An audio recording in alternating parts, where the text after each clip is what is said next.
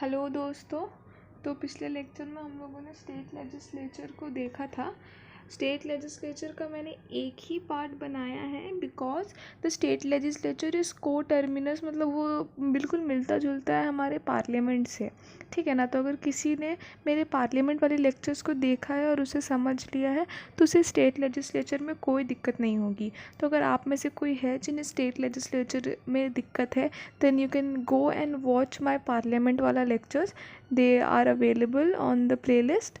3-4 videos में finished the entire parliament वाला chapter, so you can go and watch that. You will be it'll clear all your concept regarding the state legislature as well. So today we are going to start with high court. High court का if you have studied the modern history तो आप देखोगे 1862 में 3 high court establish किए गए थे, बॉम्बे, कलकत्ता और मद्रास में, ठीक है। तो 3 high courts were established in 1862 in the states of Bombay, Calcutta and Madras, ठीक है। द नंबर ऑफ जजेस इन हाई कोर्ट ये कौन डिसाइड करते हैं? ये हमारे प्रेसिडेंट डिसाइड करते हैं। और सुप्रीम कोर्ट में कौन डिसाइड करते थे?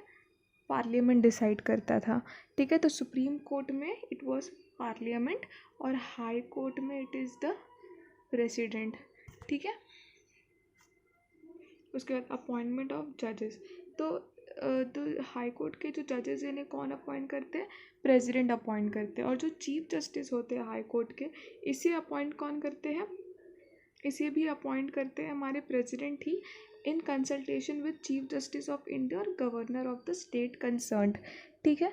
तो जो हमारे जजेस होते हैं हाई कोर्ट के उसे अपॉइंट करते हैं प्रेसिडेंट, और जो चीफ जस्टिस होते हैं हाई कोर्ट के उसे भी प्रेसिडेंट अपॉइंट करते हैं after the consultation of chief justice of India और उस स्टेट के गवर्नर। याद रखिएगा, हाई कोर्ट किसी 2 या 2 से ज़्यादा स्टेट के लिए एक ही बनाया जा सकता है, ठीक है। मतलब 2 या 2 से ज़्यादा स्टेट्स के लिए एक ही हाई कोर्ट हो सकता है। तो जितने भी स्टेट्स कंसर्न होंगे उन सब के गवर्नर का रिकमेंडेशन लिया जाएगा while appointing the chief justice of high court, ठीक है।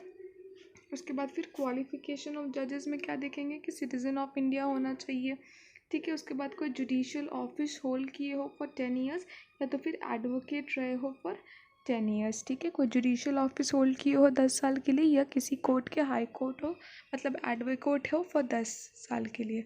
माफ़ी चाहूँगी, बगल में टीवी चल रहे हैं, they are watching it on such a high volume. I have told them to reduce the volume, but when people are engrossed in watching movies, they don't listen to you. So please focus on the ppts here. Please don't go to the volume. I know it's very annoying, but still please cooperate. Thank you so much, ठीक है। Term of office क्या होगा? Term होता है इनका 62 years of. Supreme court का कितना था? सुप्रीम कोर्ट का 65 था। हाई कोर्ट का इट इज़ 62, ठीक है। और फिर या तो फिर प्रेसिडेंट जो डिटरमाइन करेंगे वो, और उसमें प्रेसिडेंट का डिसीजन फाइनल होगा।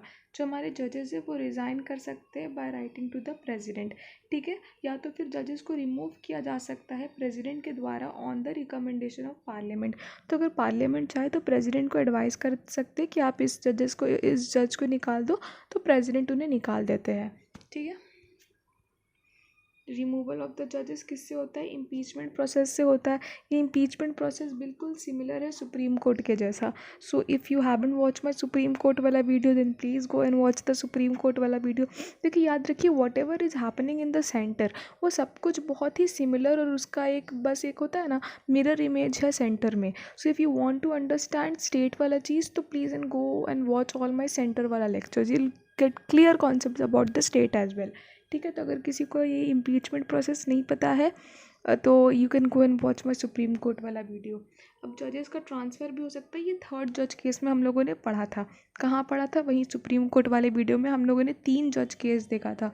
1st जज केस, 2nd जज केस, 3rd जज केस। तो 3rd जज केस में क्या बोला गया था कि the chief justice of India has to take the recommendations of 4 other जजेस, और उनके बिहाफ पे ही अपॉइंटमेंट एंड ट्रांसफ़र ऑफ जजेस होता है। तो वही चीज़ लिखा हुआ है कि 3rd जज केस में जैसा कि बोला गया था कि जो हमारे चीफ जस्टिस ऑफ इंडिया है वो 4 सीनियर मोस्ट जजेस को ओपिनियन लेंगे, और इसे हम कॉलेजियम सिस्टम कहते हैं। तो इसी पे हमारे हाई कोर्ट के जजेस का अपॉइंटमेंट एंड ट्रांसफ़र होता है कॉलेजियम सिस्टम पे, ठीक है। कब लाया गया था? 3rd जजेस केस के अंदर लाया गया था। इसके अंदर किनका कंसल्टेशन ज़रूरी है?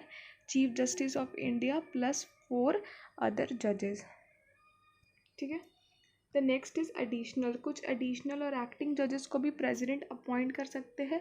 कब कब? जब काम में बहुत ज़्यादा इंक्रीज़ हो जाए, है ना, जब बिजनेस बहुत बढ़ जाए हमारे हाई कोर्ट में तब, या तो फिर बहुत सारे वर्क बचे हुए हैं, पुराने पेंडिंग वर्क बचे हुए हैं तब, या तो फिर जो ऑफिसर्स है वो अपना ड्यूटी ठीक से परफॉर्म नहीं कर पा रहे हैं तब, या तो फिर किसी को टेम्पोरली एक्टिंग के लिए बुलाया जा सकता है एज अ जज जब जो प्रेजेंट जज है वो एब्सेंट हो कोर्ट में।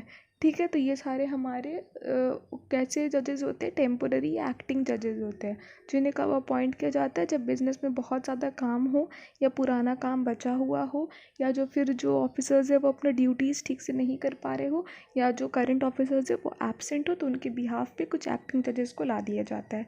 ठीक है। So this chapter is not finished. हम लोग नेक्स्ट वीडियो में हाई कोर्ट के जजेस का पावर्स वगैरह देखेंगे।